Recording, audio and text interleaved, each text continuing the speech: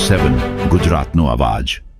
નમસ્કાર દર્શક મિત્રો, i7 ન્યૂઝ ગુજરાતીની સાથે હું છું આપની સાથે પાયલ બામભણિયા। તો જોઈએ આજના મહત્વના સમાચાર।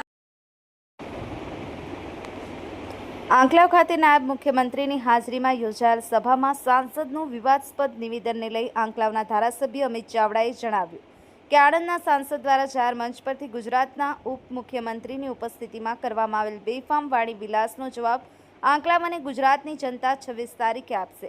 આંકલાવ ધારાસભ્ય અમિત ચાવડાની પ્રતિક્રિયા। Bureau chief Narendra Sharma, i7 news Gujarati, Anand. તાલુકાને અમે ગ્રાન્ટ નહીં આપીએ, આખા તાલુકાના લોકોને ગ્રાન્ટ નહીં આપવાની જે ધમકી આપે છે, આ પહેલો બનાવ નથી।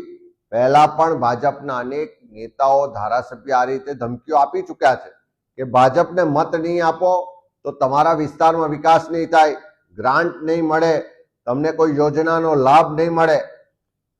એ નેતાઓને કહેવા માંગીએ છીએ કે પ્રજાએ મત આપ્યા એટલા માટે ચૂંટાયા છો, પ્રજાના પડસેવાના ટેક્સના પૈસામાંથી પગાર લો છો, પ્રજાના પડસેવાના પૈસામાંથી રાજ્ય સરકારનું બજેટ બને છે અને એ બજેટમાંથી આ વિવિધ વિકાસની ગ્રાન્ટો આવે છે। આજે હું ધારાસભ્ય હોઉં તો મને પગાર મળે છે, એ ગુજરાતની પ્રજાના ટેક્સના પૈસાનો પગાર છે। મને જે ગ્રાન્ટ મળે છે એ ગુજરાતની પ્રજાના ટેક્સના પૈસામાંથી જે બજેટ બને છે એમાંથી ગ્રાન્ટ મળે છે। જે વિકાસના કામો માટે રકમ ફળવાય છે એ પૈસા પણ પ્રજાના છે, કોઈના ઘેરથી કોઈના બાપના પૈસા નથી। આ પ્રજાના પૈસામાંથી વહીવટ કરવા એના ચોકીદાર તરીકેની જવાબદારી ચૂંટાયેલા પ્રતિનિધિઓની છે।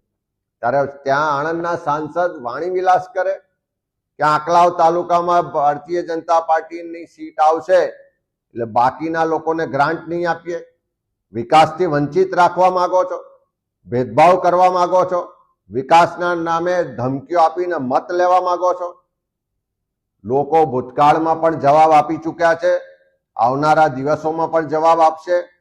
હું રાજ્યના મુખ્યમંત્રી, દેશના વડાપ્રધાન નરેન્દ્રભાઈ મોદીને કહેવા માંગુ છું કે તમારા ધારાસભ્ય, તમારા સંસદ સભ્ય, તમારા નેતાઓ આ રીતે લોકોને ધમકી આપે છે, શું એમાં તમે સંમત છો?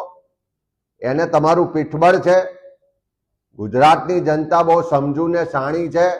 પ્રજાના પડસેવાના પૈસામાંથી પગાર લો છો, પ્રજાના ટેક્સના પૈસામાંથી ગ્રાન્ટ મેળવો છો અને ગ્રાન્ટ ફાળવવા માટે ધમકી આપવામાં આવે, વિકાસના નામે ધમકી આપવામાં આવે, ધમકી આપીને મત લેવાનો પ્રયત્ન કરવામાં આવે, એવા લોકોને આવનારી 26 તારીખે ગુજરાતની જનતા પણ જવાબ આપશે, એમની શાન પણ ઠેકાણે લાવશે।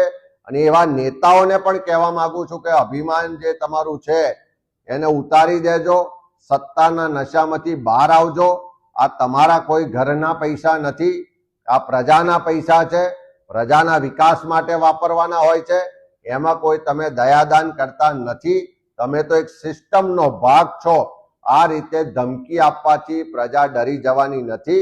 અને ખાસ કરીને આંકલાવની વાત કરું તો એ તો આખો કાંઠાગાળો છે, ત્યાંના લોકો કદાચ આર્થિક રીતે એટલા સક્ષમ નહીં હોય પણ રાજકીય કોઠા સૂદ ધરાવનારા લોકો છે। તમારી આવી પોકળ ધમકીઓ, આવા પોકળ ભાષણોથી કોઈ ડરે એવા નથી।